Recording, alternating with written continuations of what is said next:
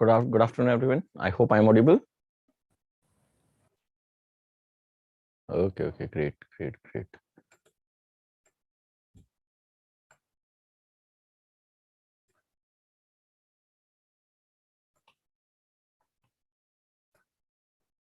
Is the screen visible to all? All right, great. Okay, fantastic. So, yeah, I am all good, and I hope you all are also doing great, right? Okay, fantastic.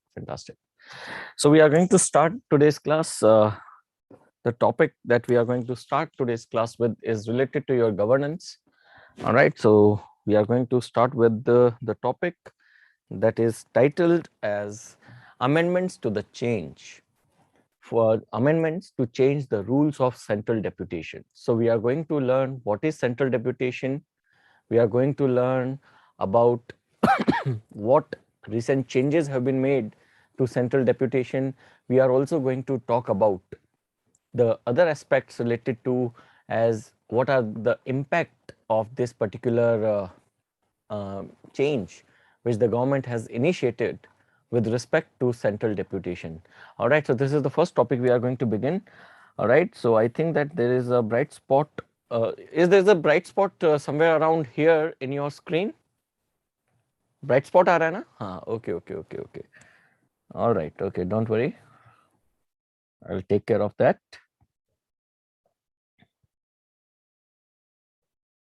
Yeah, so now there will be no bright spot. Okay. So we are going to start with the today's first topic, and that is amendments to change the rules for central deputation.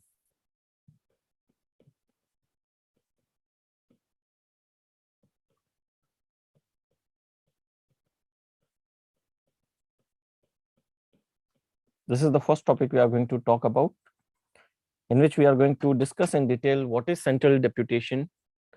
We are going to discuss in detail what are the changes that have been proposed, and we are also going to discuss the related issues and whether these changes are good or bad. All right, so this is our agenda for today. Okay, good. Now, before we go ahead, let us look into what is central deputation. What do you understand by central deputation? Central deputation is nothing but it is deputing the officers of all India services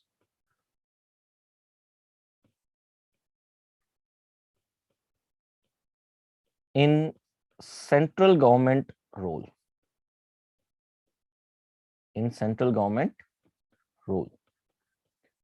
Central deputation is the phenomena by which the officers of all India services, they are put under the central government, discharging the government duties which are that of the central government.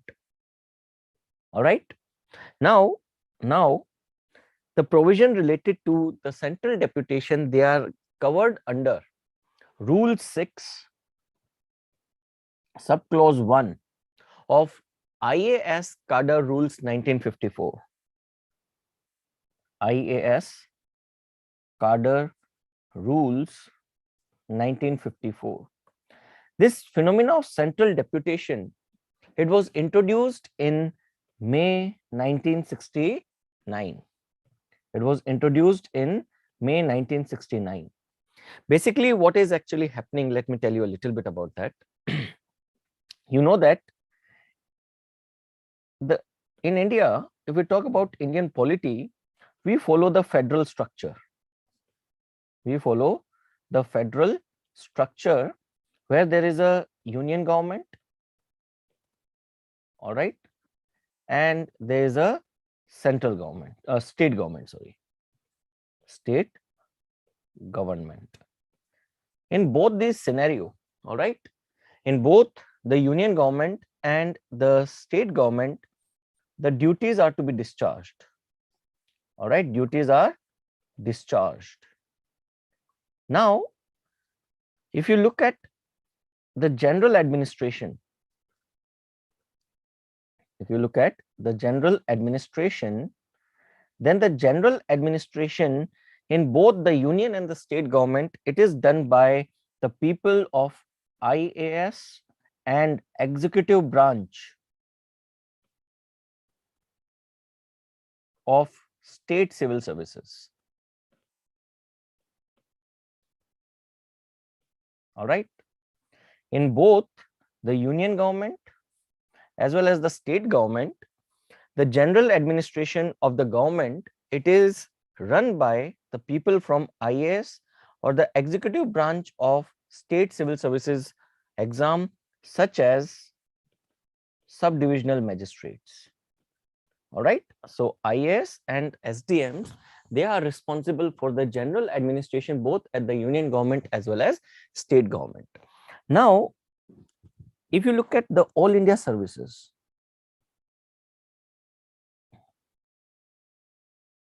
All India services, how many All India services are there? There are 3 All India services: Indian Administration Service, there is Indian Police Service, and there is Indian Forest Service.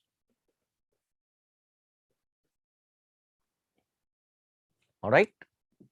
IAS, IPS, and Indian Forest Services. Yes, there are 3. Now, these are cadre-based services. These are cadre-based services, and their cadre is determined by IAS cadre rules 1954. What do you understand by the point they are cadre-based services? They are cadre-based services means that the officers to the All India services, they are recruited by the union government,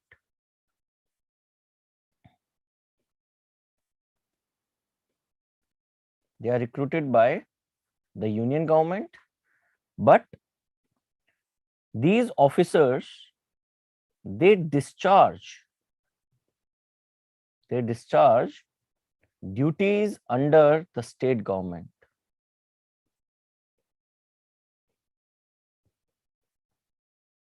And which state government they will serve, it is determined by the cadre they are allocated. It is determined by their cadre. All right, the state to which the civil servants of the All India services, they are recruited, the state to which they go and serve, that is known as the cadre where they have to serve service. All right. Okay, Gauzia, if you look into the Indian Revenue Services, if you look into Indian Postal Services, if you look into Armed Forces Headquarters Services, if you look into Indian Railway Traffic Service, if you look into many other, for example, IRS, Income Tax, IRS, Central Excise, if you look into all these services, they are central government services, they are not All India services. All right. Apart from IAS, apart from IPS, and apart from Indian Forest Service, all other services, be it IRS, be it Indian Foreign Service, be it Indian Postal Service, be it Indian Accounts and Auditing Service, be it Indian Railway Account Service, be it Indian Railway Traffic Service, बाकी जितनी भी services हैं, they all are the central government services. Is this point clear, everyone? They are the central government services, they are not All India services, and they are specialized services. They are specialized services. What do you mean by the specialized services? By specialized services means Indian Revenue Service officer is going to take care of the revenue and the taxation. Indian Railway Traffic Service officer is going to take care of the railway traffic. All right.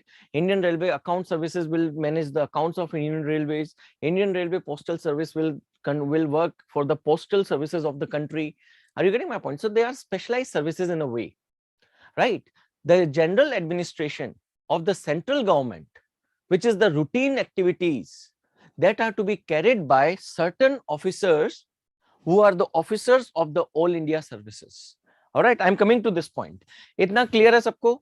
Is this clear till this point? right? Okay, great. Okay, now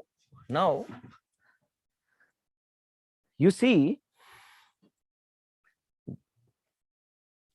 now the officers to the All India services, they are recruited by the union government, but they discharge duties under the state government. Therefore, All India services plus state executive services, they can run the administration of state government. There is no problem. All right, they can run the administration of the state government, because All India service officers, they are recruited by the union, but they work under the state government, and state executive services officers, they are already recruited by the state government, तो उनको कोई problem नहीं है. Now after independence, let's say from 1950s till 1968, the work of union government, the work of central government, it expanded.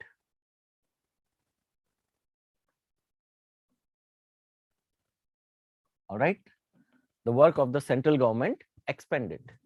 Now, to meet this expanded work requirement, all right, to meet this expanded work requirement, the central government introduced Rule 6 Subclause 1 to Indian Administrative Service Cadre Rules 1954. All right, Rule 6 Subclause 1 to Indian Administrative Service Cadre Rules 1954 was introduced. Under this development, the central government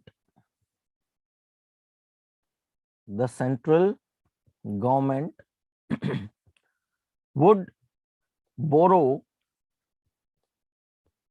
officers from the state government.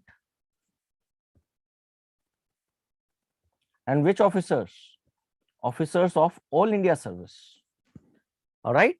So under the Rule 6 Subclause 1 to the IAS Cadre Rules 1954, central government would borrow officers from the All India services from state government to run the central government.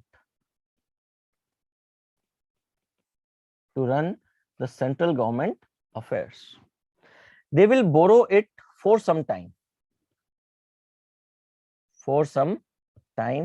And this periodic discharge of duties of All India service officers who are borrowed by the state union government from the state government, that is known as central deputation. This is known as central deputation. All right, this is known as central deputation. Is the funda of central deputation clear to everyone? All right.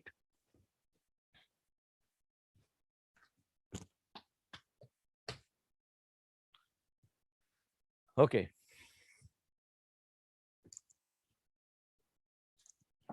It is for not just policy making, Surya, it is for everything. It is for everything, every administrative responsibility of the central government I am talking about. Now, what happened?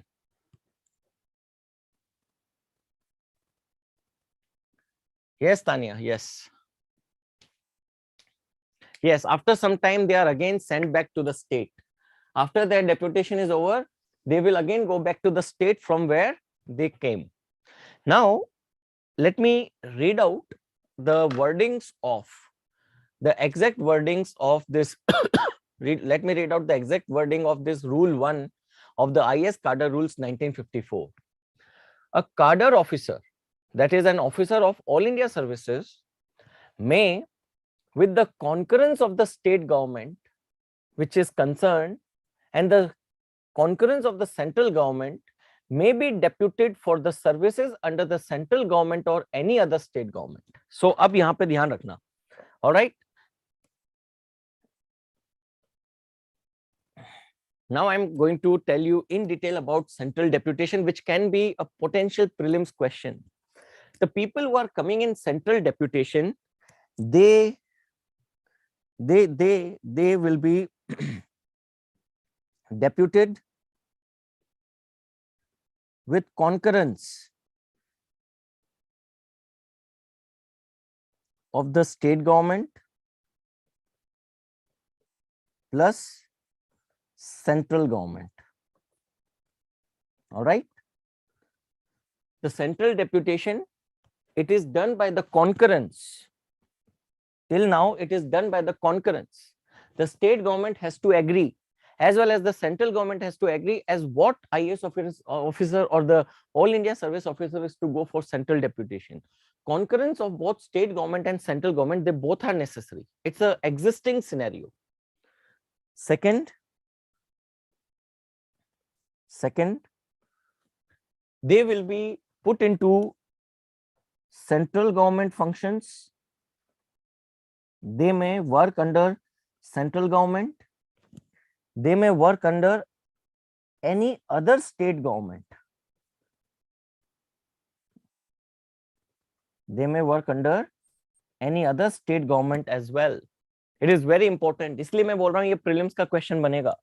Because the people who are coming on central deputation, they may be deputed under the service of some other state government different from their original cadre.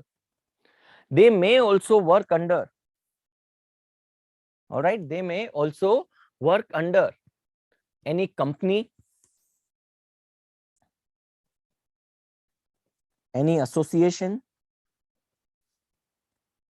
or a body of individuals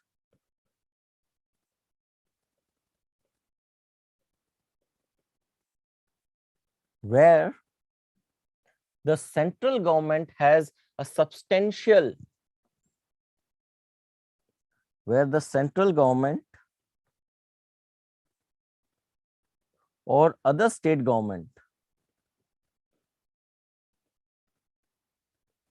has substantial share. Substantial share. Try to understand it this point. So the person who is, so the officer who is coming for central deputation, he will be deputed in the central deputation role either by the concurrence of, not either, he will be put into the central deputation role by the concurrence of the state government, by the concurrence of the central government. इन दोनों की आपस में रजामंदी जरूरी है. He may discharge functions under the central government. He may discharge functions under any other state government that the central government and that other state government want him to serve under him. He may also discharge functions under any company, any association, or any body of individuals where the central government or the other state government has a substantial share. आप अपना कार्डर छोड़ के बाकी कहीं पे अगर job कर रहे हो, that will be called as central deputation. Is this clear to everyone? This is the clear picture of central deputation which is existing as of now. All right? ठीक है? Fantastic. Now,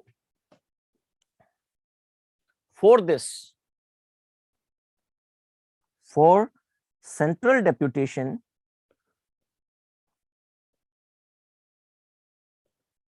every state has to make an offer list. For this, the central government want every state government to maintain what they call as offer list. अभी आ रहा है Ayushi, hold करो, we are coming to that point, hold on. All right, we are coming to that. Now, this offer list consists of all India service officers in that state who are willing to go for, who are willing to go for central deputation.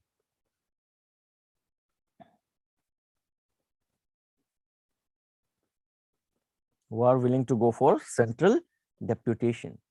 So all India services officers who are willing to go for central deputation, the state government has to prepare a list of such officers from their state, which will be known as the offer list, and it is from the offer list, all right, it is from the offer list that the civil servants from that particular state will be chosen for central deputation rule. Now there is a possibility of disagreement. There is a possibility of disagreement about an officer to be sent for central deputation role. In times of disagreement, whose order, whose will prevail, central government or state government? In times of disagreement about recruitment of the officer from the offer list, whose final verdict will prevail, the central government or the state government? Yes, the answer is central government. All right, so in case, all right, ये logically भी central government ही prevail करेगी, state तो ऊपर थोड़ी है, it's the central government. All right. नहीं, transfer within the state is not part of central deputation. Transfer to the central government is the part of central deputation, or transfer to some other state government on recommendation of the central government is part of central deputation. Now let's come down to this discussion again. Now, any case of disagreement,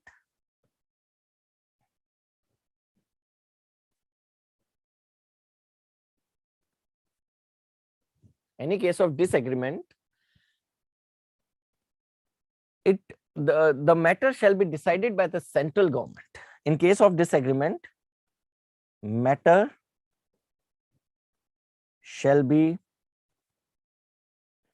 decided by the central government and not the state government.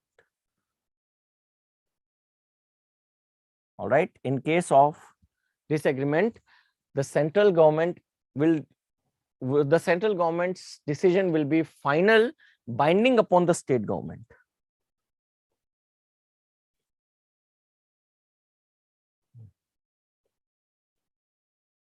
Binding upon the state government. देखिए, it's a bit technical to understand this. All right, that's why I have taken up this topic, because it's related to governance and IAS.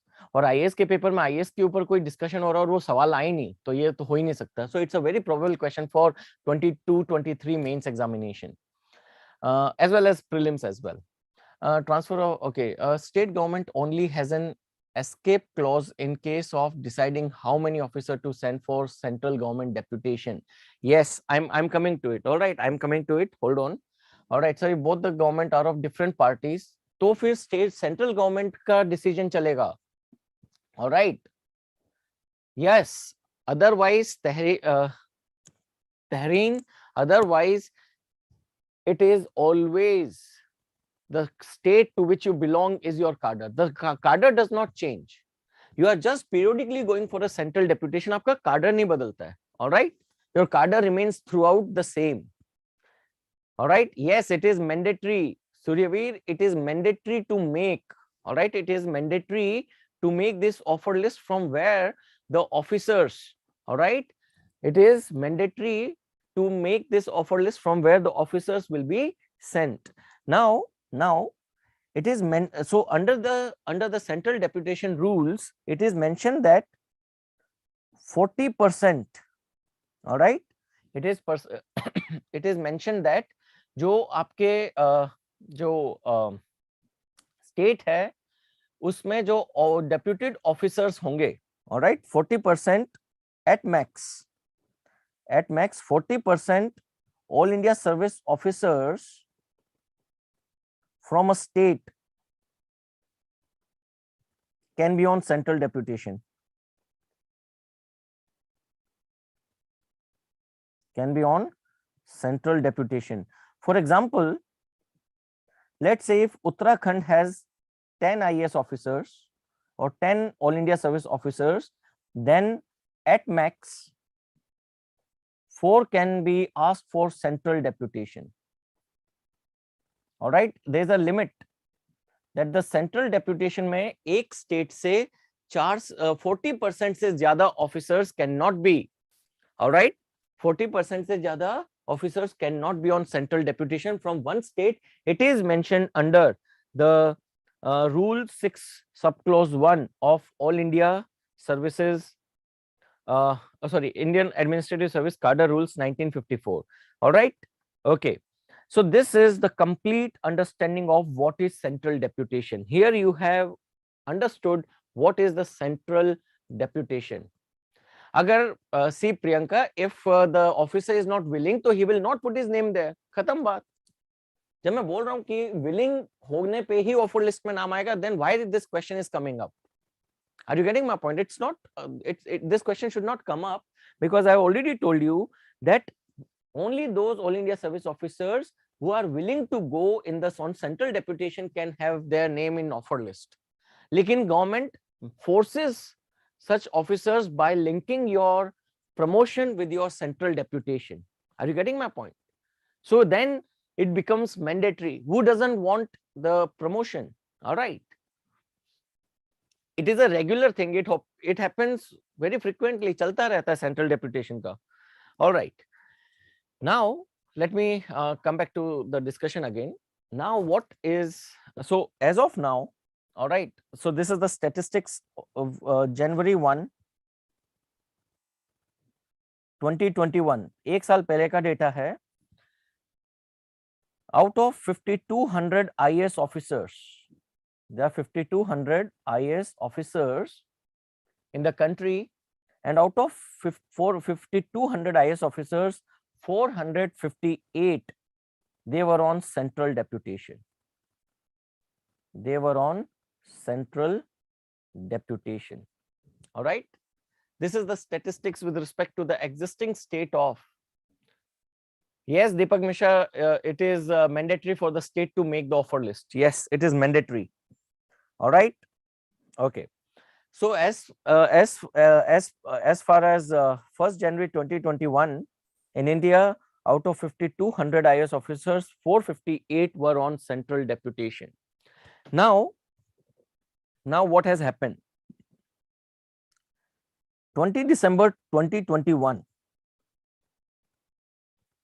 On 20 December 2021, the Department of Personnel and Training, Department of Personnel and Training, जिसको आप बोलते हैं DOPT. This is your recruiting agency. This is recruiting agency for all India services.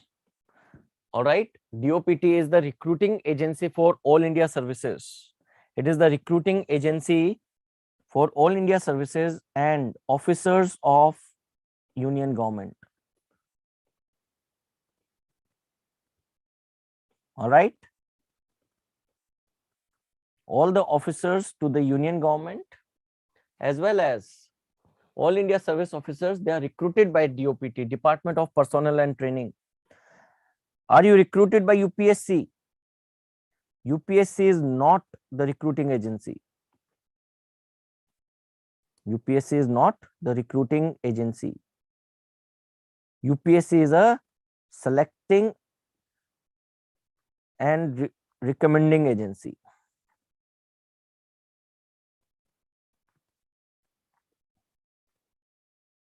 You are selected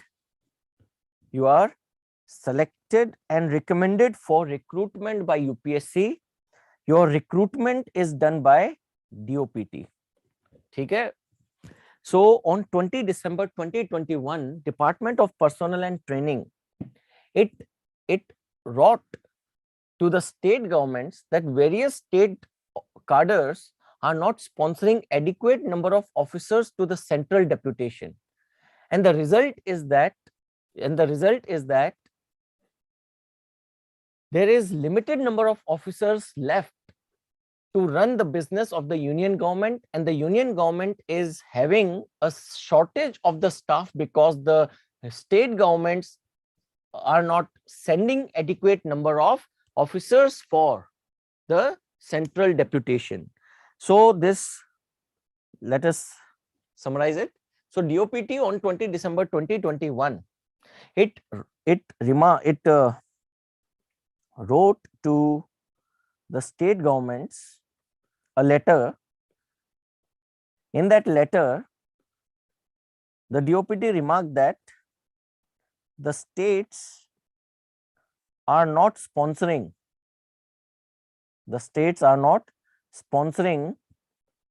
adequate number of officers to central deputation. This has resulted into shortage of staff. It has resulted into shortage of staff at union government level. It has resulted into shortage of staff at union government, and therefore the DOPT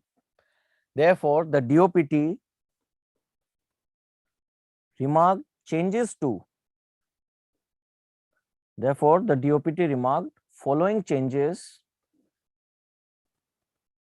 to Rule 6 Subclause 1 of IAS Cadre Rules 1954 that govern the central deputation. All right. So the Department of Personnel and Training, it has recommended following changes to the Rule 6 Subclause 1 of IAS Cadre Rules 1954, which governs the central deputation. Nandini, it wrote to the state governments because the officers have to come from the state governments. It wrote to the state governments because Rule 6.1 of IAS Cadre Rules, it relates to officers of all India services who discharge their duties under the state government. So इनको state government को लिखना पड़ा कि हमें आपके officers नहीं मिल रहे, इसलिए अब हम ये rule change कर रहे हैं. This Department of Personnel and Training is already the central government agency. Why would a central government agency write a letter to itself? All right. See, the thing is, you have to develop this thought process, this maturity in your thought process, because this cannot be a doubt here that why would a central government will write a letter to itself telling that we are going to change the rules of this central deputation. All right, this becomes a reflection in your answer sheets in your mains exam, and trust me, you will be heavily penalized. This is a logical flow that will be there. So when you put in a doubt, first question yourself that is it really, can a DOPT, which is part of the union government, can it ask itself or can it inform itself by writing a letter? It has to inform the state governments, right? We have to appreciate this. Okay. So why doesn't the union government recruit some officers for it? Okay, that's a good question. Why doesn't the union government recruit some officers for it instead of borrowing from the state government? Which is the highest job in the government that you can think of? Which is the highest job? Which services is the highest?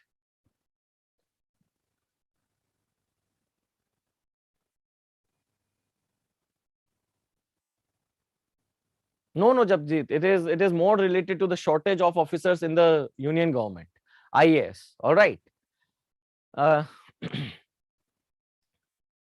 So Shrishti, जो AGM UT cadre के जो officers हैं उसको union government recruit करती है, central government उनको union government can easily go for making them depute.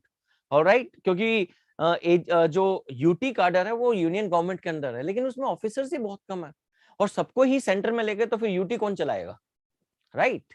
Okay, सो उसमें officers बहुत कम है. Alright, yes. So the thing is, सबसे ऊपर सर्विसेज है आईएएस. अब आप कह रहे हो कि एक सर्विसेज आप एक्सक्लूसिवली यूनियन गवर्नमेंट के लिए सेट कर दो. That means you are going to create a job over and about the IAS. then this is going to demotivate various IAS officers. Why would the IAS officers create a job above their role? Are you getting my point? So there's a cooperative federalism that is there in the country, whereby the officers of the state government, they go and discharge their duties in the union government. So it's a cooperative federalism. You should not meddle with it.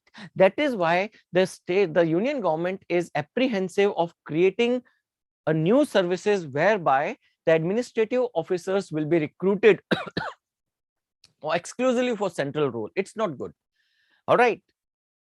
When you recruit people from the state and to run the central government business show, it represents diversity and opinion coming from all the states. Are you getting my point? So which one is better? Having the cooperative federalism where the All India Services officers are coming to work under the central deputation, it is good. Rather than having a separate services for the union government. It will become demotivating factor for the IAS, number one. And second,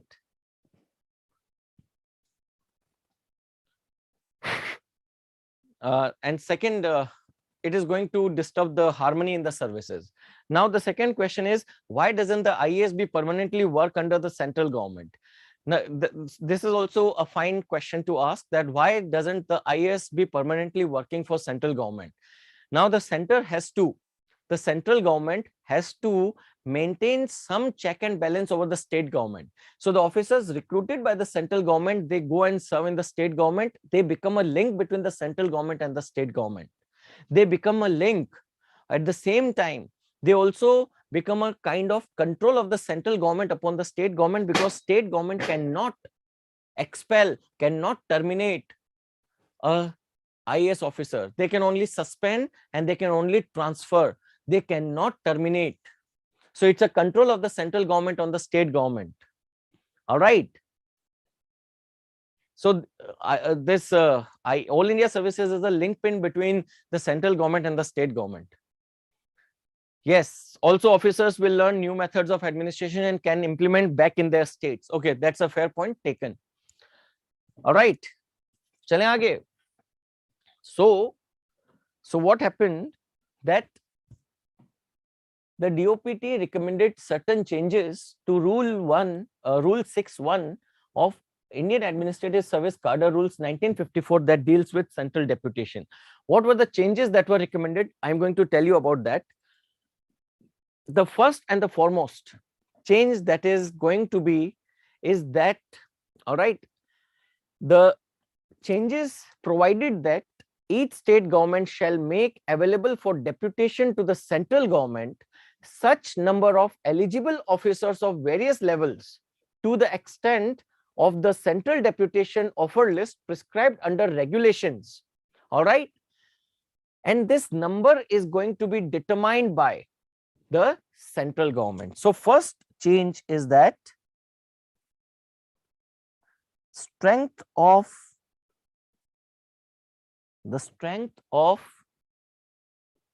offer list is no longer capped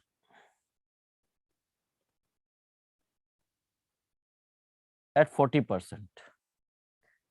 This strength will be determined by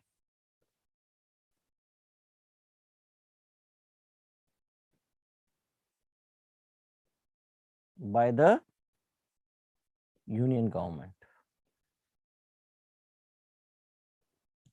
In the existing rules, all right, in the existing rules, you know that at maximum 40% All India Service officers from a particular state can be used for central deputation.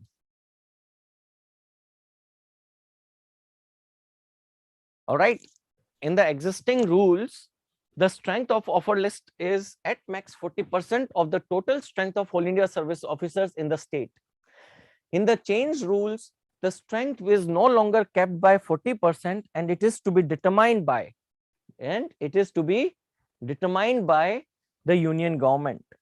Second change that is taking place is that if you look into this clause here, any case of disagreement, matter shall be decided by the central government. It will be binding upon the state government, and state government has to implement the decision taken by the central government.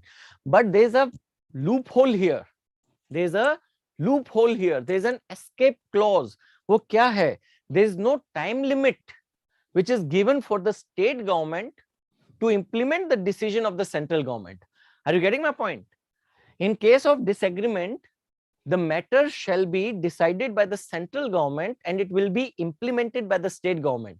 But in the existing rules, no time limit is given. So it has resulted into the state government to go for silent veto. There is no time limit mentioned to implement the decision of the central government. And when there is no time limit given, this becomes the ground for silent veto. It's a kind of pocket veto. It's a kind of pocket veto for the state government, that they can bypass the decision taken by the central government. Now this thing has been taken into consideration, and therefore the second change that has taken place is that the decision of the central government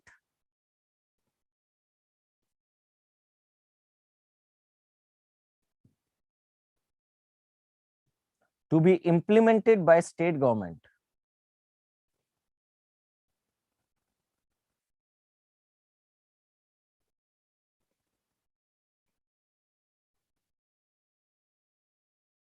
within specified limit, within specified time limit.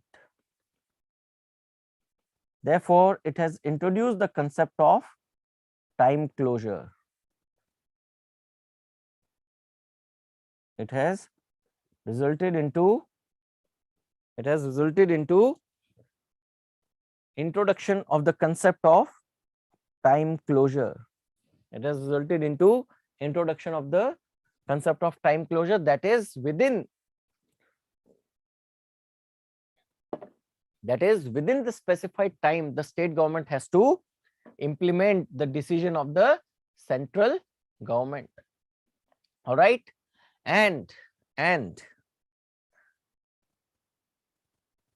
the officer recruited to the officer deputed to the central deputation no longer will require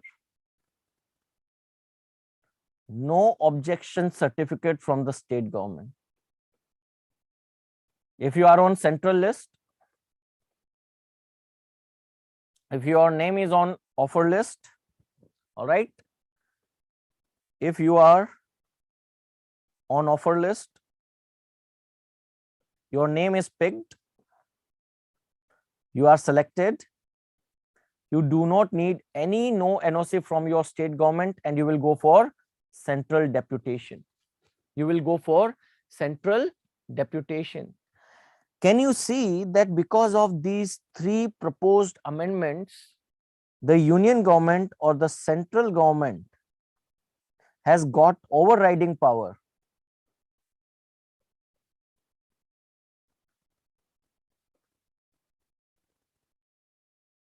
over the state government? Is it true? Right? These changes are giving the center overriding power over the state. All right. Now it has resulted into certain issues that we have to discuss, that what are the issues that are there in this new rules. So let's discuss issues with the changed rules.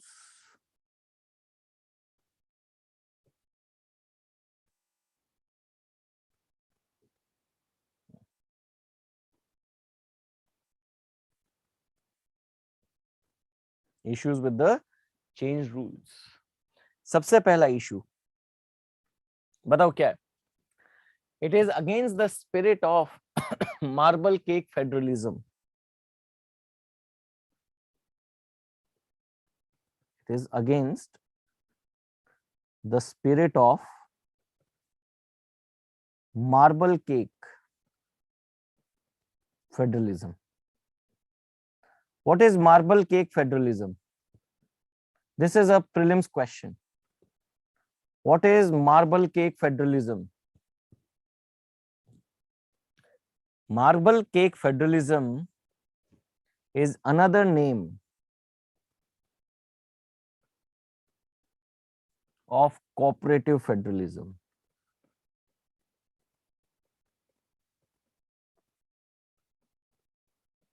It is another name for cooperative federalism जो आपको अनुत्तर polity में करवाते हैं.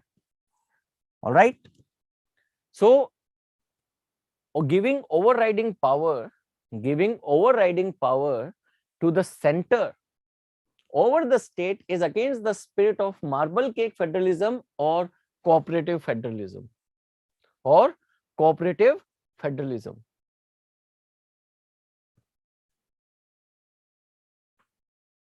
Minimum number नहीं है तमन्ना. 40% was maximum. So can, in any case, government can pick the state executive. No. Suryavir, state executive cannot go for central deputation. State civil services का officer central deputation पे कभी नहीं जाता. Remember that. It is always all India services. Okay. It is against the spirit of marble cake federalism or cooperative federalism. What is cooperative federalism? Cooperative federalism is nothing but it is a flexible relationship between the federal government and the state government in which both together work on variety of issues and programs for national development. All right, so it is the flexible relationship. What is cooperative federalism? It is flexible relationship between center and state government. It is a flexible relationship between center and state government to collaboratively to work together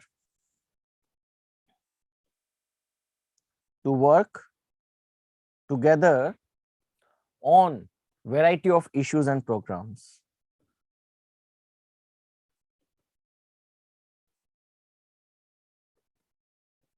On variety of issues and programs. All right, on variety of issues and programs. Now, second issue is that because the central government has been given overriding power over the state government, so central government can negatively affect, has the potential to negatively affect the administration of the state government by recruiting as many number of all India service officers that the union government may go for recruiting from a state. Suppose करो union में BJP की government है and Rajasthan में कांग्रेस की government है. Central deputation के लिए maximum IAS आपने स्टेट गवर्नमेंट राजस्थान स्टेट से ले लिए. Rajasthan state government will be left with very limited number of officers to run the show. Are you getting my point? So the state administration will suffer. And because there is no upper limit upon the number of officers that will be recruited for central deputation from one particular state, the state cannot go for planning and assessing the administration because you do not know next year आपके पास कितने officer होंगे. So the second impact is that administration of the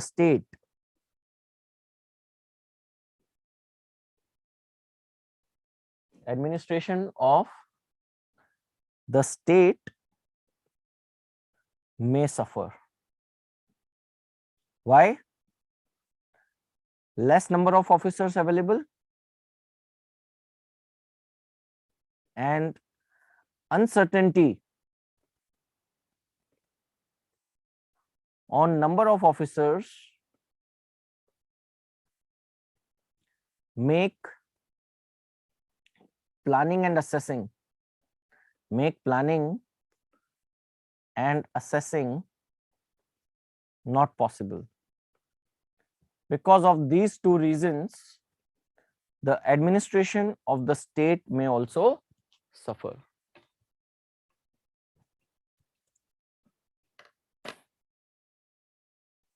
That's a good question, Srishti. Why do not the DOPT increase the number of seats for selecting selecting IAS officers? Budgetary allocation for giving salaries, limit the number of officers. But it's a good suggestion. Exactly, it's a good suggestion. देखिए Ayushi, second point is also very simple. Administration of the state will suffer because central government will decide how many number of civil servants from a particular state they want. Now, आपके मन में एक question आएगा. There is a potential question in your mind कि state government offer list में नाम ही ना डाले, right? State government offer list के अंदर नाम ही ना डाले. This is not possible. The state government has to keep the list open, and any IAS officer who wishes to go for central deputation can put his name there. State government has no control. And because your promotion is linked with your central deputation, my dear friends, you will go for putting your name there. And that offer list will always be there. The offer list will always be there. And you will be picked up by the central government, and the state government has no control over who is to be taken up from the central government. Though it is mentioned that it has to be done in consultation with the state government, but in case of disagreement, now the new rules have given the central government overriding power. Because the central government has been given overriding power, it is possible that for a particular state, there may be very less number of officers left behind to work.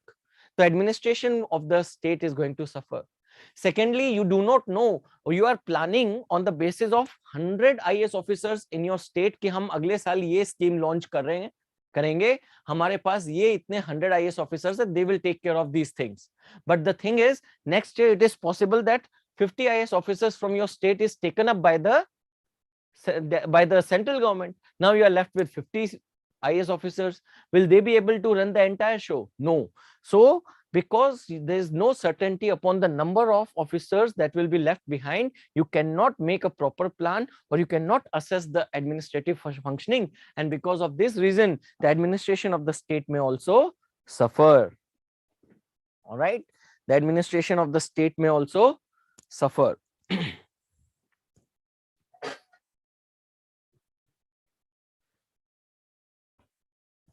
Yes, absolutely. Yes, Tanya, that's right.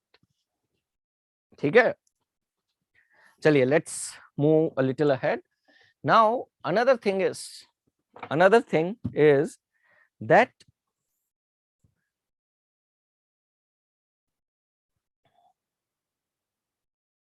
now this is something related to ethics also. All right, the third impact that we can discuss is that this development is going to create a favoritism and loyalty. All right, it is going to create loyalty for state government in all India services. Officers will decrease, and that for central government will increase. The loyalty for the state government in all India services officer will decrease, and that for central government will increase. Think about a scenario that in UP, let's say after 2022, there is the government of Samajwadi Party. All right, in the center, in the year 2022, there is BJP, there is Bharatiya Janata Party. Now think about a scenario that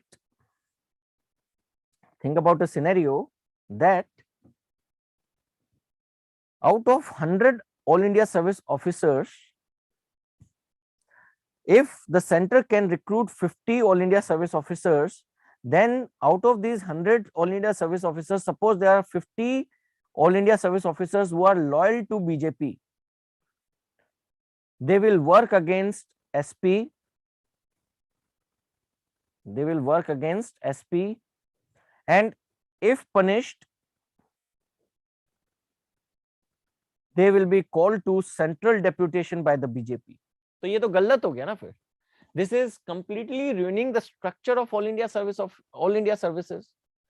In All India services, though the officer were to be recruited by the central government, they were supposed to maintain loyalty with the state government because they are working under the state. But by overriding the powers of the state government, these All India services will develop the loyalty towards the central government. ये नीचे वाला example सिर्फ आपको समझाने के लिए है. This example is not to be given in the exam. All right. So जिस स्टेट में सेंट्रल गवर्नमेंट की अपोजिट पार्टी है, वहां से मैक्सिमम IAS ऑफिसर्स को आप निकाल लोगे by handpicking those IAS officers who are loyal to you. And how they will prove loyalty? By working against the state government. Is this point clear to everyone? All right.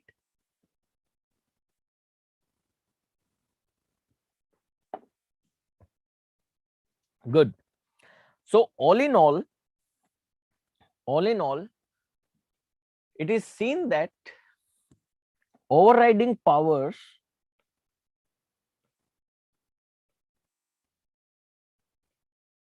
for central deputation to center, it is not justified. It is not justified. So now the question is, what is the way out? All right, what is the way forward? Why we have to look into the way forward? Because we have to see central deputation is necessary also. नहीं दीपक, नहीं, they cannot.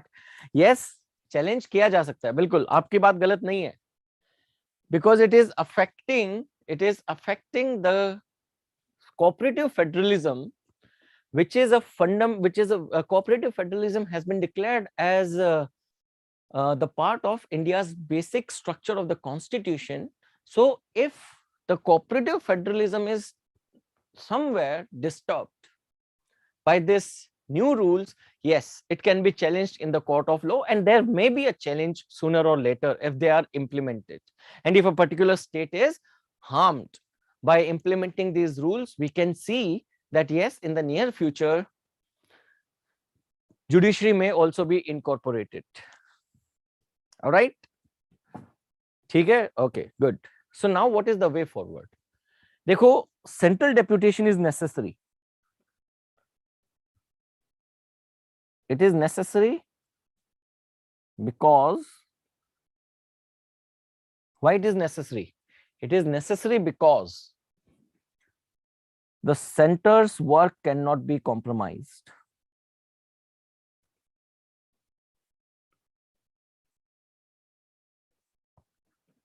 At the same time, the center cannot be given the overriding powers.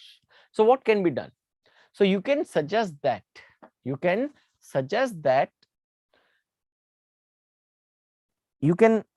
forward क्या हो सकता है? Link mandatory 2 to 5 year deputation with promotion.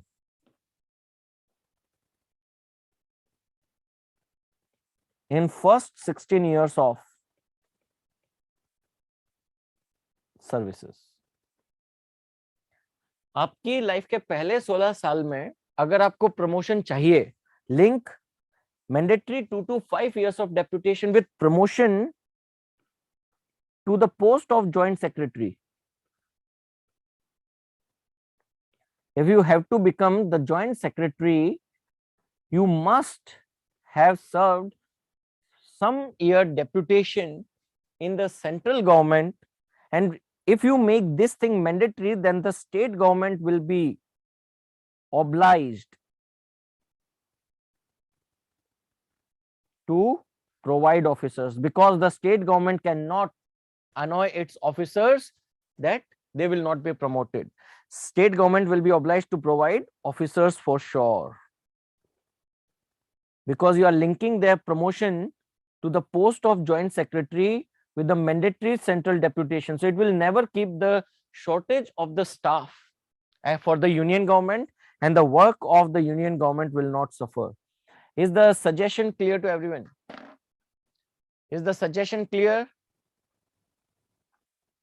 All right, fantastic. Good. All right.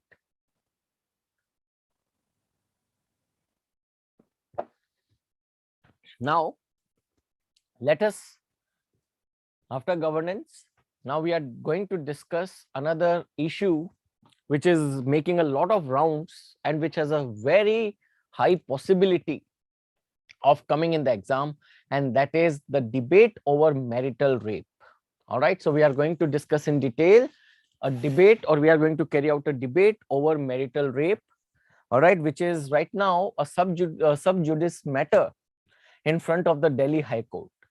Delhi High Court is hearing a challenge to the constitutional validity of marital rape immunity provided under the Indian Penal Code.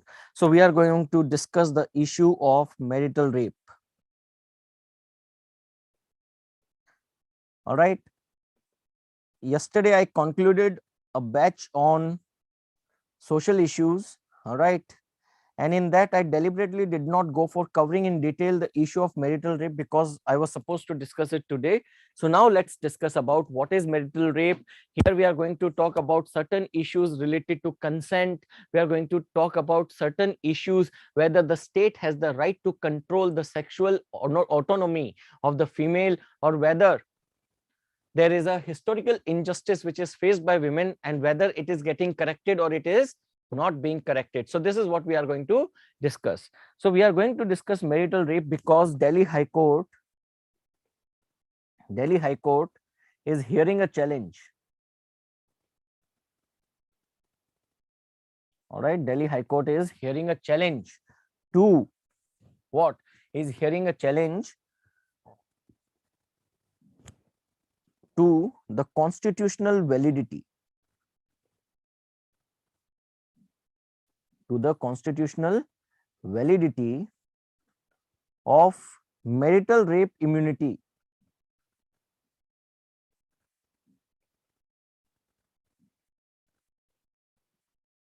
under Indian Penal Code.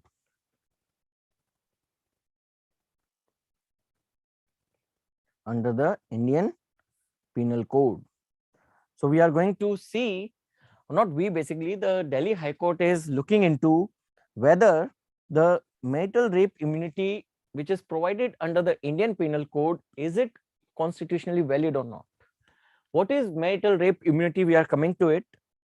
But before that, let me tell it to you that this topic has the core issues in this topic include: number one, significance of consent, significance of post-marriage consent. Second, we are going to look into if state has control over sexual autonomy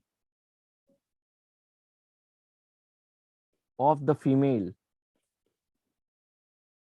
And the third issue that is there in this topic, it is about historical injustice to married women. Historical injustice to married women. These are the three core issues that we will be able to answer in the discussion related to marital rape in India. Now let us look into the legal provisions into marital rape.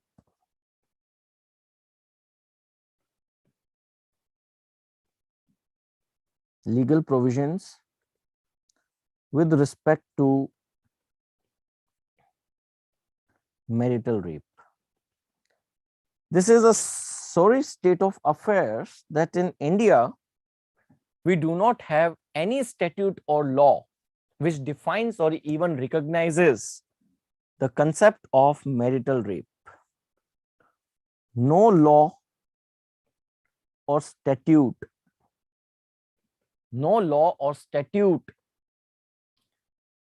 defines or recognizes marital rape in India. No law or any statute defines marital rape in India. If you talk just about rape, in India there is IPC section 375. It recognizes or it deals with rape in general. Rape in general. All right. It is 375 that deals with rape in general of Indian Penal Code. And it describes rape as a criminal offense and states that a man commits rape if he has sexual intercourse with a woman without her consent or if she is minor. It deals with rape and defines rape as an act of sexual intercourse with a woman or a minor. All right. It is a rape if there is a sexual intercourse with a woman or a minor against her consent,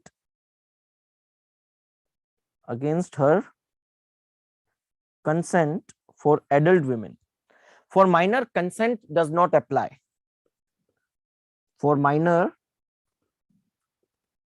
consent doesn't apply. Even if with consent a person establishes sexual intercourse with a minor girl under 18, no matter if the consent is taken, you will be charged with the section 375, that is rape. Is it clear? However, there is an exception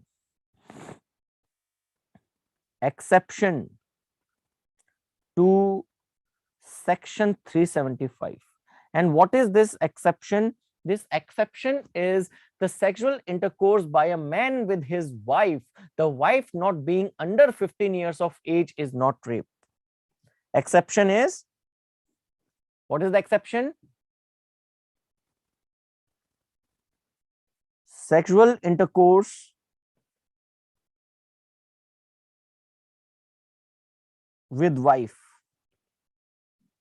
not under 15. This was expanded.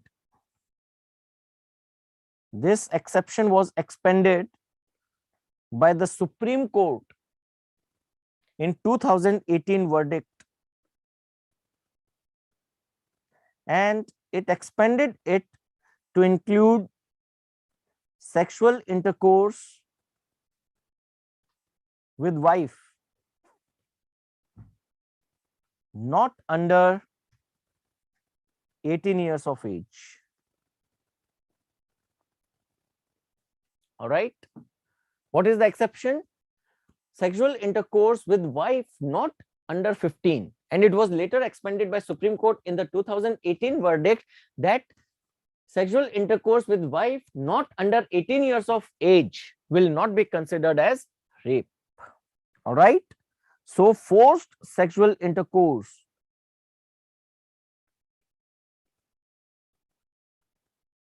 that is without the consent of the wife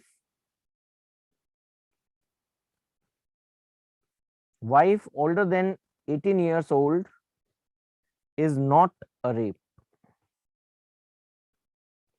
That simply means that marital rape is not recognized. That simply means that marital rape is not recognized. This verdict of the Supreme Court, all right, this verdict of the Supreme Court, this verdict is in favor of POCSO Act of 2012, where any sexual relation, any sexual approach to any minor under 18 is equivalent to sexual offense against the child. So POCSO says that if there is any sexual approach to any individual under 18 years of age is a sexual offense. Therefore, the Supreme Court expanded the exception of section 375. Is it clear? Now, try to understand that in India, marital rape is not equivalent to rape. Rather, marital rape is equated to domestic violence. It is equated to just a domestic violence. All right. It is just equivalent. It is just equated to domestic violence. Therefore, the only relief married women has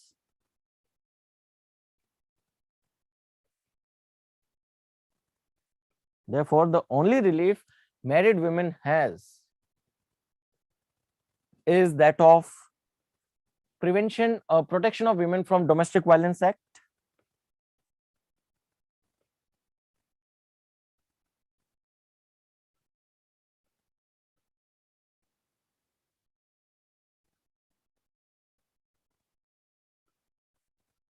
and IPC section 498A, which is related to violence against a married woman by her in-laws.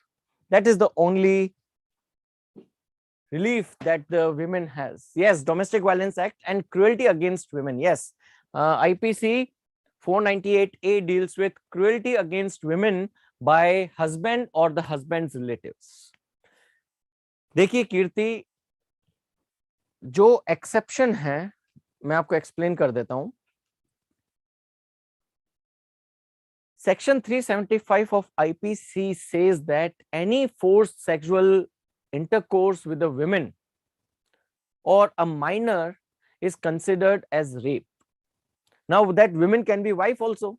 So the exception is given that sexual intercourse with wife is not equivalent to rape. In the earlier exception, it was mentioned wife under 15. Wife has to be over and above 15 years for this forced sexual intercourse not to be equivalent to rape. If the wife is under 15 years and then the person forcefully go for establishing sexual relationship, then it is a rape. Are you getting my point? In the earlier protection, it was if the wife is 15 or above, then it's not a rape, it's a domestic violence. Supreme Court in 2018 was looking into whether this 15 years should be made 18 years or not, because the Protection of Children from Sexual Offences Act recognizes any sexual approach to any person under 18 years of age to be a sexual offense. It is considered as a child.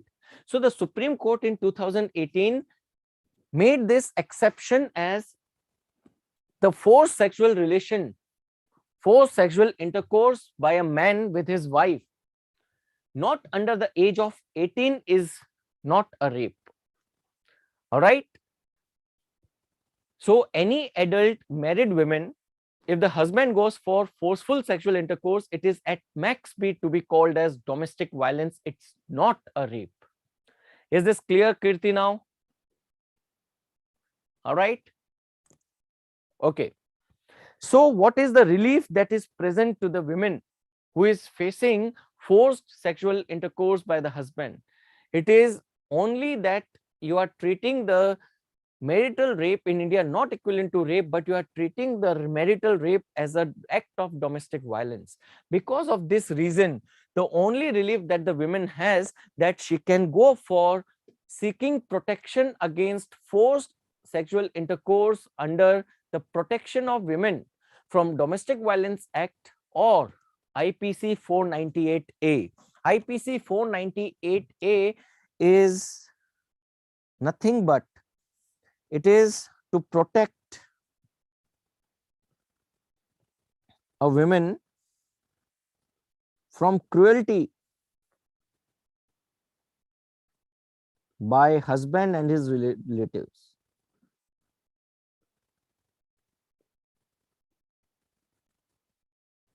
By the husband and his relatives. Only protection that is available to a married woman against marital rape is these two sections. Is it clear, everyone? This has been challenged. All right, constitutional validity of such a development or constitutional validity of difference in consent of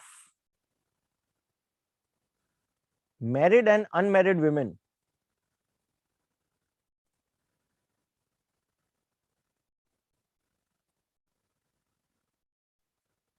is challenged. इसको समझिए. What is this? Try to understand. If there is an unmarried woman above 18 years of age and if she is forced to go for making a sexual relationship, it is equivalent to rape. That means you have to first take the consent of an adult unmarried woman to establish sexual relationship. All right, so her consent is having recognition. So the unmarried woman, her consent is having recognition. Her consent is recognized. Her consent is recognized. And in case of married women, if she denies her husband sexual intercourse, this forced sexual intercourse will be not equivalent to rape. So her consent is not.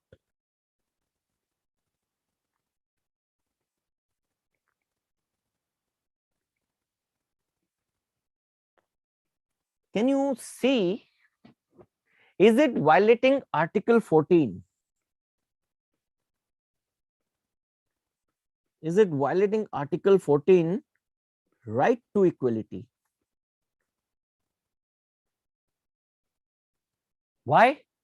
Because it is violating Article 14, right to equality, because married woman is not equal to unmarried women. They are not treated equal, particularly in terms of consent that they provide. So isn't there is a possibility that it may lead to fake cases? आ रहे हैं केतन, उस पे आ रहे हैं, शांति रखो अभी, है ना, इस पे डिस्कस करो पहले ना. फेक केसेस वो अभी आपके डिस्कस करना है कि अच्छा डेवलपमेंट है, एक बुरा डेवलपमेंट है. Should we go for criminalizing the marital rape और नॉट? ये डिबेट आगे करेंगे. पहले इतना बताइए कि don't you think that this is having some ground to be tested for right to equality? That is, you are distinguished between two women, you are discriminating between two women just on the basis of marriage. Married women की consent है और unmarried women की consent नहीं है. Now the test of this inequality is being tested, or the constitutional validity of this inequality is being tested by the Delhi High Court. This is known as marital rape immunity.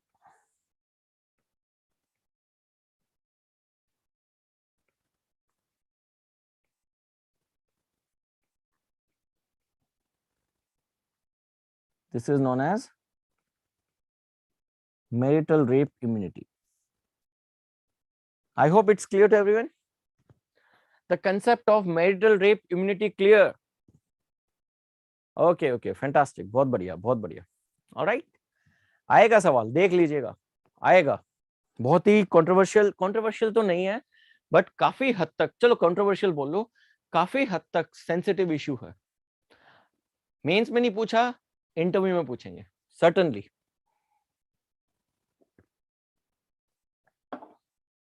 अब देखो, if marital rape immunity is there in India, there must be some basis.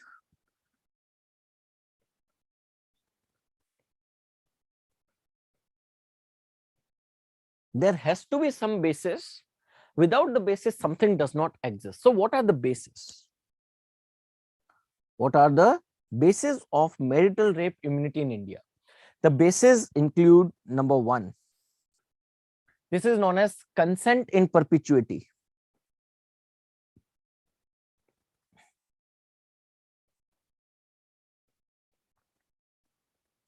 Consent in perpetuity. All right. And second basis is known as expectation of sex.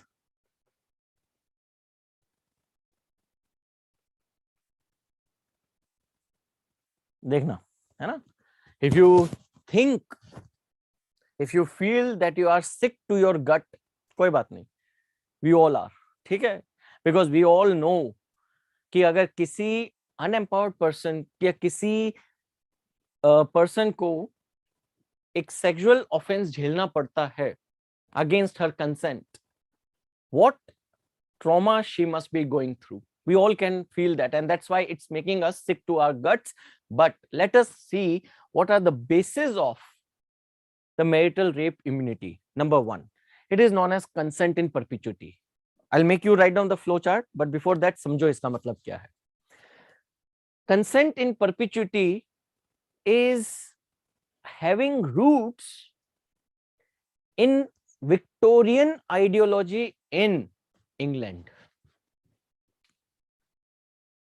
Victorian age in England was the age where the women was suppressed, oppressed completely. She had no right to property. She had no right to vote. She had no independent recognition. She was supposed to be recognized by her father, her brother, or her husband. She had no independent existence. So when she was getting married, at that time, she gives consent to her husband in perpetuity कि मैं आपको सदा के लिए consent देती हूं, do what you want to do with me. Are you getting my point? This was the result of IPC, which was formulated by Lord Macaulay, who started this process in 1833 and continued till 1860. 19th century Europe is known as the Victorian age Europe because at that time the women in Europe, they were highly subjugated, they were highly oppressed and suppressed. So जो Lord Macaulay की सोच थी, वही सोच Lord Macaulay ने हमारे IPC में डाल दी. That when the women is getting married, even in England or be it in India, when she is getting married, she is giving consent held by her husband in perpetuity, that I am giving you consent for always. After that, there is no consent for me. I have already given you the consent. Do what you wish to do with me. It is equivalent to treating the women as the property of the man or the chattel of the man. Yes, husband's property. This is known as consent in perpetuity. So what is consent in perpetuity? Consent in perpetuity basically means that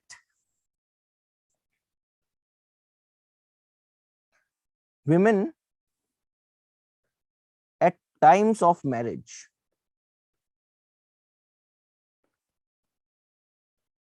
give consent in perpetuity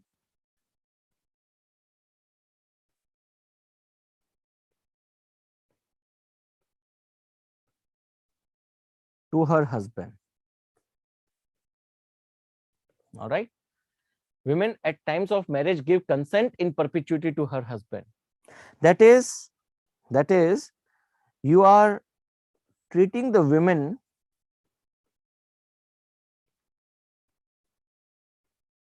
as man's chattel CHATTEL, chattel, or you can say property. You can say property. This is reflection of Europe's Victorian age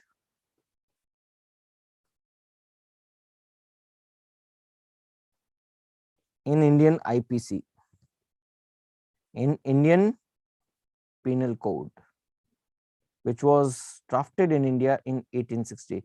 So the non-recognition to marital rape is actually given to us by the British, right?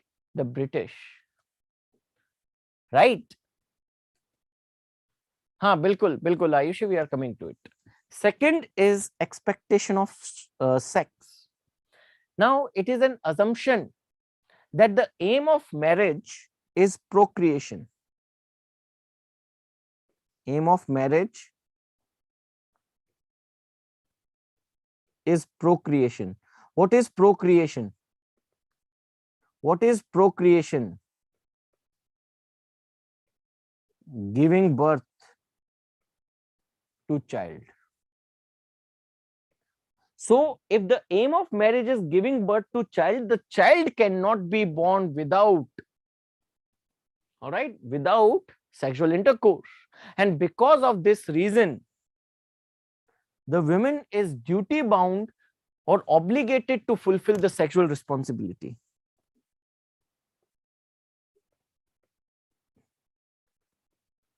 Women is duty bound to obligate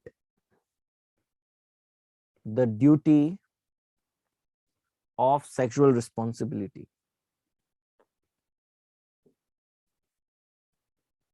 She is duty bound. All right, she is duty bound. And the husband has a reasonable expectation of sex in marriage. The provision implies that women cannot deny it. These two are the basis of marital immunity in case of India. Are these two bases clear to all? Are these two bases clear to all? All right, okay. Now let's look into arguments against. Arguments against criminalizing marital rape.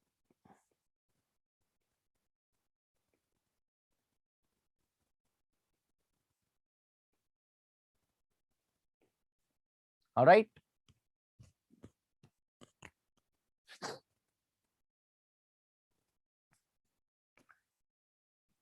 Or let's say, let's first talk about arguments in favor of. Arguments favoring criminalizing of marital rape. These are the first we are going to look into. What are the arguments that support criminalizing marital rape in India? सबसे पहली चीज है, all right, first, marriage is not a license for husband to forcibly rape his wife with impunity. Marriage is not a license for a husband to forcibly rape his wife, all right, with impunity. It's not a license to rape. So we have to understand that marriage is something different rather than just a method of giving you sex with impunity. That's not what marriage is, right? Second, marital rape in India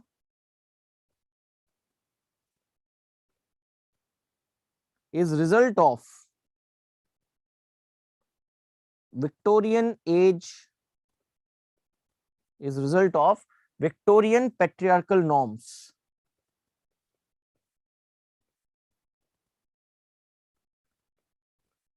Of British government in India.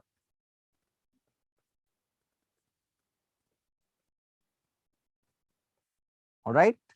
They are the result of Victorian patriarchal norms. All right. These Victorian patriarchal norms, they did not treat men equal to women. तो इन चीजों को अब continue करके क्या मतलब है? What is the purpose now? All right. What is the purpose now? So it is the result of Victorian patriarchal norms of British government that men is not equal to women, and this is unreasonably classified. It creates unreasonable classification between married and unmarried women. All right. It creates unreasonable classification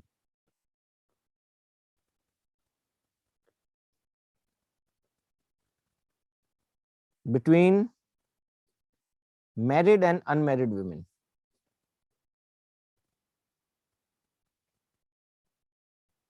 All right. So it is a remnant of Victorian patriarchal norm. Why do we need to continue it now, particularly when it creates a reasonable classification, unreasonable classification between married and unmarried women? Third reason that it should be punished or it should be criminalized, because it is against Article 14. It is against Article 14. All right. That is, we must consider the married women equal to an unmarried women. Particularly, we are talking about legal equality, legal and human rights equality. So we are treating them equal in terms before law as well as for human rights. So it is against Article 14. All right. That is to say that a married woman has the same right to control her own body, all right, as does an unmarried woman. Married women has, all right, married women has same right to control. Married women has same right to control her own body, has same right to control her own body as does an unmarried woman.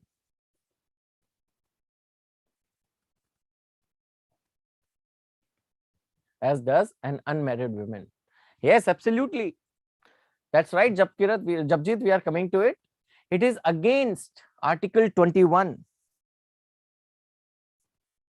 All right, marital impunity to marital rape. All right, impunity to marital rape. This is against Article 14. Article 21. Article 21 has a very intrinsic part, and that is known as bodily integrity. Bodily integrity, a complete control over the body. All right. Bodily integrity is very essential for a life of privacy. All right. She has Article 21 includes the implicit inclusion of bodily integrity for quality of life. For quality of life. You cannot snatch the bodily integrity of the women. All right. And this has been already upheld by, all right, this is already upheld by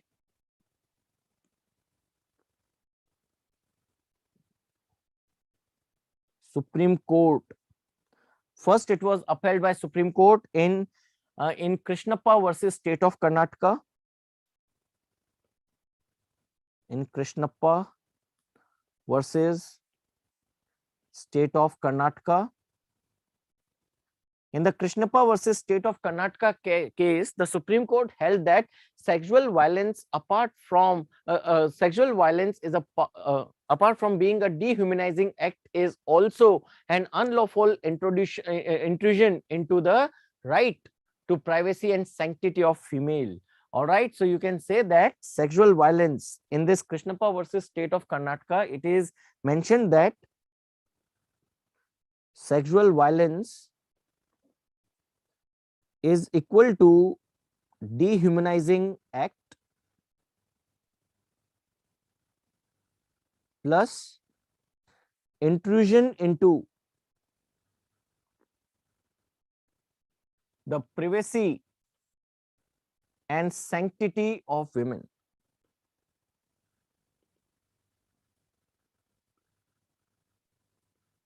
That is, sexual violence violate, all right, violate Article 21, which is a fundamental right. Right? Then, apart from this,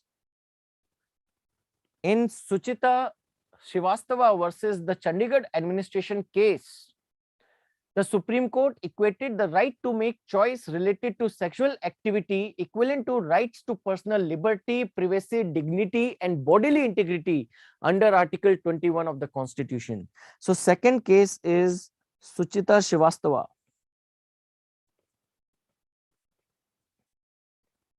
versus Chandigarh administration. All right. In this case, Supreme Court held that right to make choice, right to make choice related to sexual activity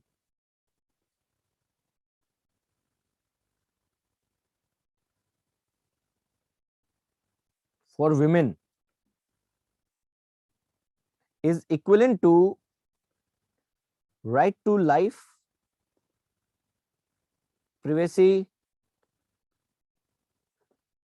right to life, privacy, right to life, privacy, as well as dignity,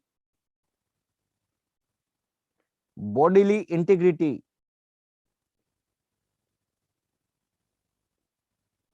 under Article 21. So these two cases, Supreme Court has already recognized that the women has complete control over her privacy, and any kind of sexual violence is a violation of her privacy. At the same time, women has the right to make choice with respect to her sexual activity, and you cannot go for questioning it. You cannot go for questioning it. All right. So these are Supreme Court observations, particularly related to sexual violence and sexual freedom for women. All right.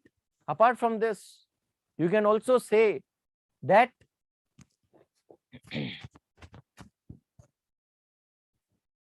because marital rape is not equivalent to rape, therefore marital rape is not a ground for divorce. Marital rape is not a ground for divorce. That means that therefore the woman is forced to live with her rapist under the same roof.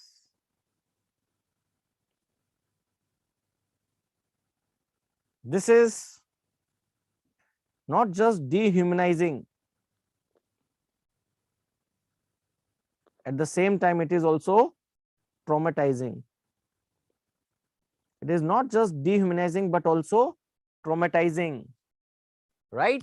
Therefore, you have to recognize marital rape as a rape, and you must give the women the right to find freedom from such an act. Sixth, even UK, all right, whose civil law or whose common law is followed by India.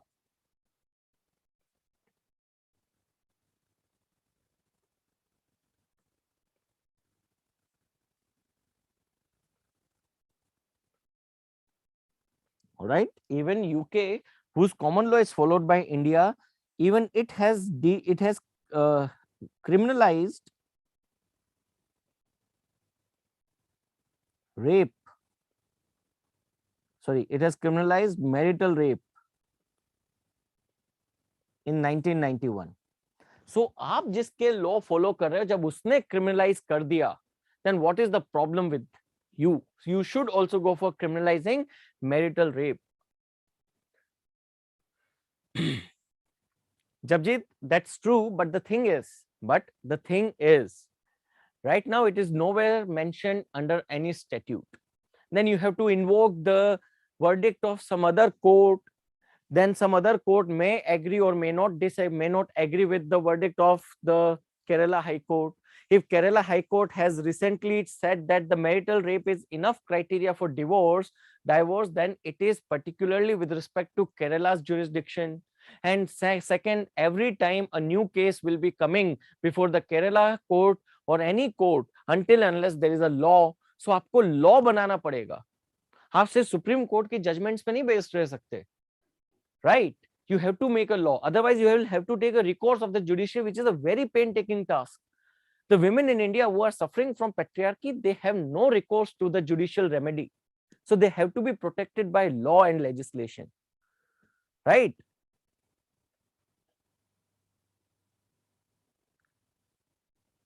यश उसके बाद काफी इसके ऊपर हंगामा उठा, and it is now retracted again. Another thing, after Nirbhaya incident, Nirbhaya gang rape, there was a committee that was set up, all right, under the Justice J.S. Verma committee.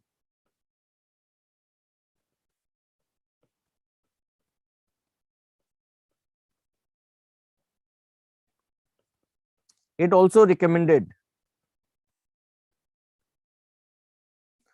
criminalizing marital rape. So the Justice J.S. Verma committee, which was set up on elimination of discrimination against women, all right, so Justice J.S. Verma committee plus United Nations Committee on Elimination of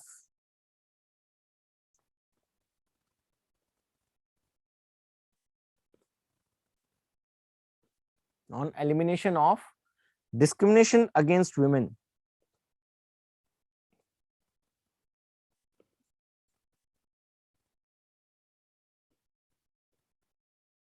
They have recommended criminalizing marital rape.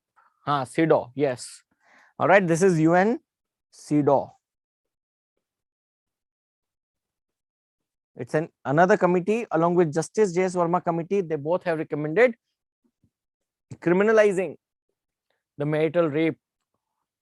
All right. Another point you can write, India is only among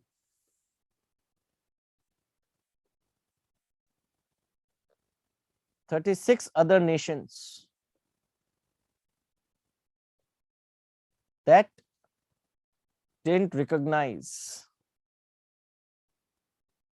marital rape. Today, over 100 countries have recognized marital rape. India is still not recognized, or India still has not recognized marital rape. Now, what are the arguments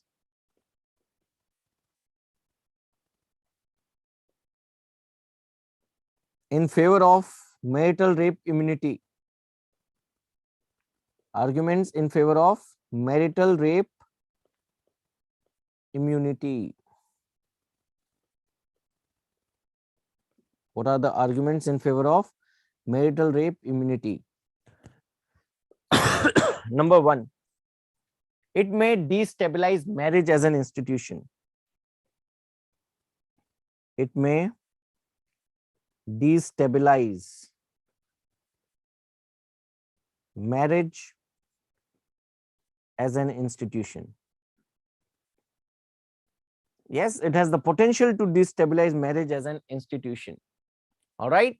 Yes, it may open avenues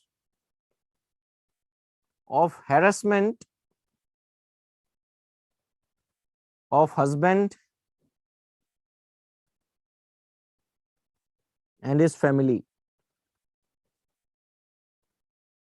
That is, it may lead to misuse of law. And this we have already seen. This we have already seen in case of 498A.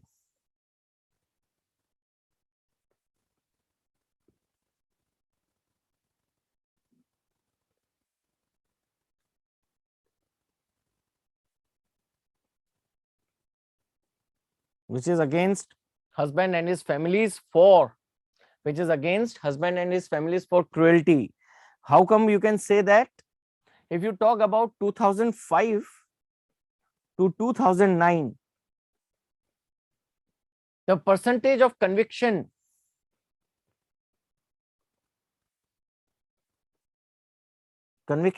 in cases related to section 498A of IPC, it was just 20.87. That is, out of 100 cases, just 21 cases were considered that yes, cruelty against women has taken place under section 498A. Are you getting my point? Yes, this is in favor of Suryavir, this is in favor of marital rape immunity and against criminalizing of marital rape. That is, it is going to be a misuse of law, because already we have witnessed in the cases related to section 498A that between 2005 to 2009, out of 100 cases, only 21 were found to be true and conviction was given in case of such cases. This dropped to, all right, this dropped to 14.5% in 2014, and it further dropped to 12.2% in 2019. That means many frivolous cases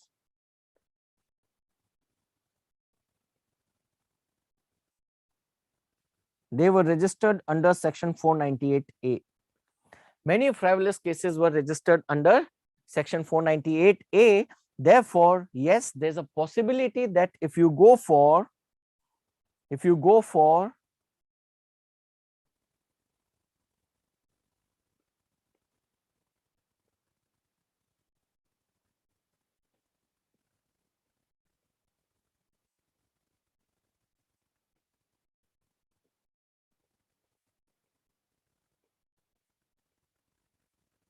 go for misuse of the law. All right. Apart from that, what else we can say? Apart from that, you can say that merely criminalizing marital rape will not stop it, as moral and social awareness plays more important role than merely making the law. Merely formulating a law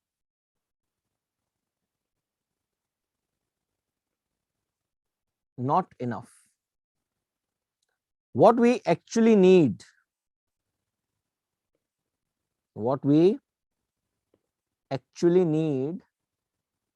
is moral and social awareness.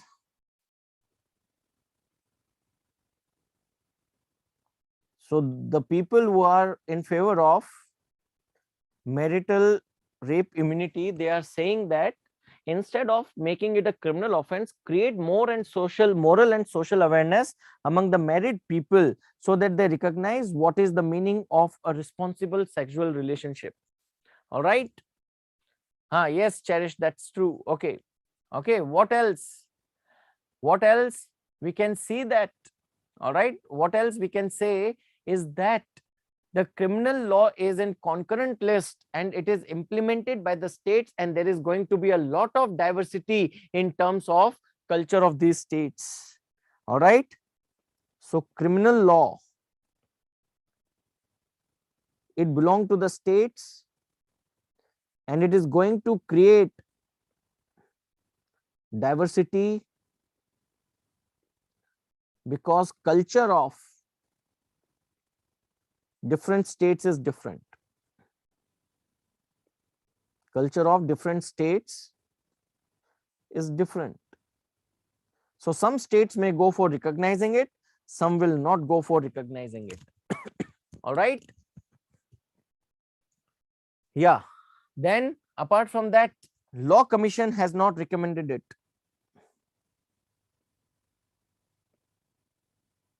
Law Commission has not recommended the criminalizing of sexual, marital rape post marriage. All right. ठीक है. Then sixth, sexually abused women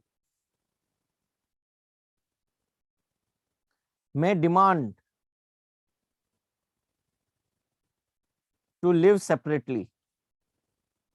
It is not a compulsion for the married women to live with an abusive husband. She can demand separation. She can demand separation. All right. Investigation is not possible. Investigation or certainty is not possible. True. It is quite true that investigation or establishing the criminalizing, establishing marital rape cannot be possible. All right. ठीक है. It's not possible, and it all singularly narrows down to the women.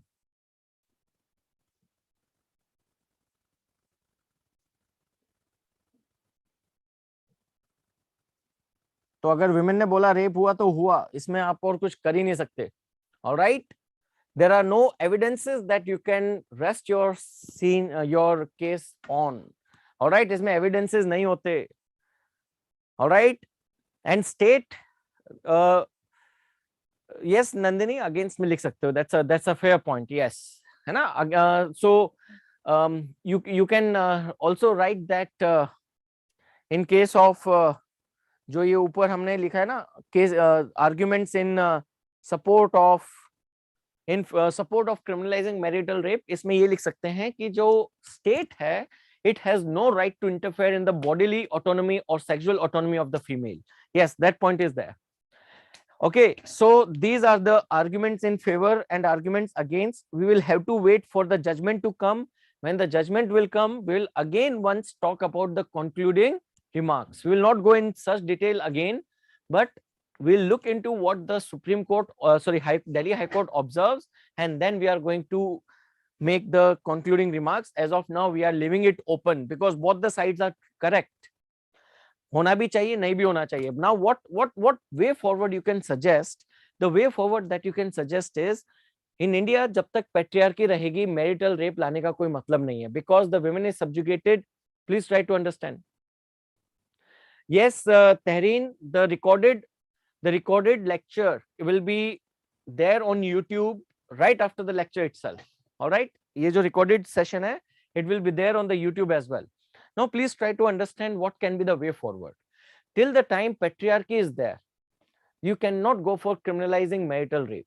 Reason being, the woman is subjugated in her parents' home, and she is also subjugated in her husband's home. She does not have any other source of livelihood than her husband. All right. It may result into the women, if she gets destituted, the crisis of livelihood will loom upon the women. So you have to first empower the women, sensitize her, sensitize the husband, sensitize the boys, put sex education, marital education as part of the value education. You have to first create moral and social awareness, provide enough avenues of economic sufficiency or independence for the women so that she is not entirely dependent upon the male, right? Apart from that, yes, the time is now correct that we should recognize marital rape as a rape. So we have to see what Delhi High Court has to say about it.